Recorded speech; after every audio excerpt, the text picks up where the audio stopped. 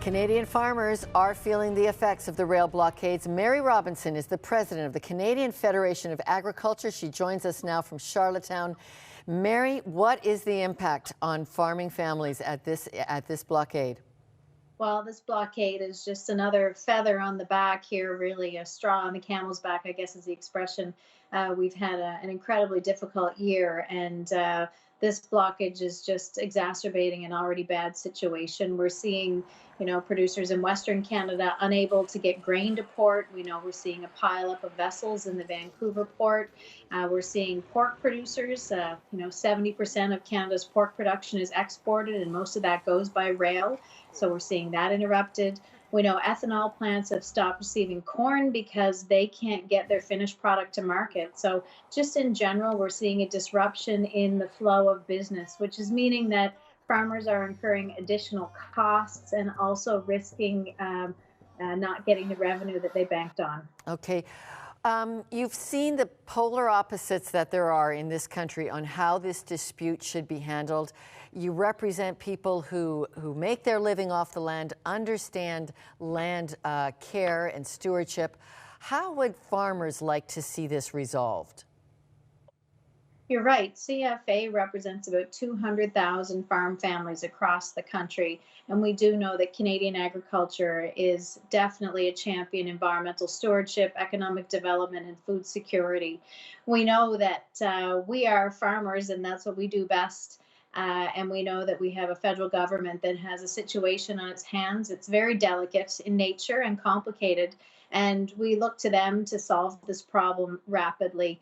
How they do it is really that is their kettle of fish. That's their area of expertise. And really what's important to Canadian farmers is just quick resolution. And yet there is this understanding of the eco-tensions that are involved here. How do farmers feel, though, when they see the city folk joining in an issue that is, so essential to their own bread and butter? Well, I'm very cautious when making kind of broad statements about city and rural because I think we've got people of all shapes, sizes, colors, and beliefs in every camp. And I think to weigh into the discussion about the blockade and the statements that are being made and who has the right to make those statements, again, that's not really our business. As farmers, we've kind of just been grabbed from a crowd and held hostage once again by something that we really have no direct connection to. It's much like in the situation with China and our being locked out of export markets there. We knew it was an incredibly complex situation, but Canadian farmers were hurting. And our message to government at that point was, even though you cannot effectively affect change in China and how they're going to treat us, you can take care of a domestic issue, which was supporting farmers. So we're looking to government to stand up, to show some real leadership and also some investment in agriculture, which is well overdue. We've seen successive governments fail to make meaningful investments in agriculture. And it's a real shame because as Canadians, we should be so proud of our natural resource. We're the envy of the world. We have amazing land and we have an amazing chain of people in the entire value chain of agriculture that know how to manage that resource and bring real value and pride to Canadians. Okay, so if the government cannot resolve this quickly, what will happen to our farming economy, to farm families if these blockades continue? Well, we do know that some of the more immediate pressing issues are propane in Eastern Canada and the ability to heat poultry barns. So we're going to be into an animal welfare issue quite soon.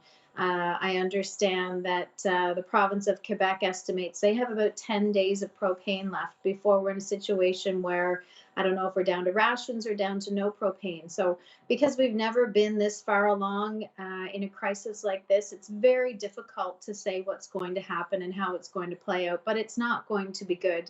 And we know the markets that we've secured internationally, whether that's for pork, or it's for grains or what have you, when you're unable to fill your markets, you risk losing those markets. So long term, the damage is going to be significant, and a speedy resolution at this point is really what we need. Okay, Mary Robinson from the Canadian Federation of Agriculture, thank you for helping us understand. Thank you, Lauren. I appreciate your interest in Canadian agriculture. Hit subscribe and the notification bell to get our weekly episodes and web exclusives.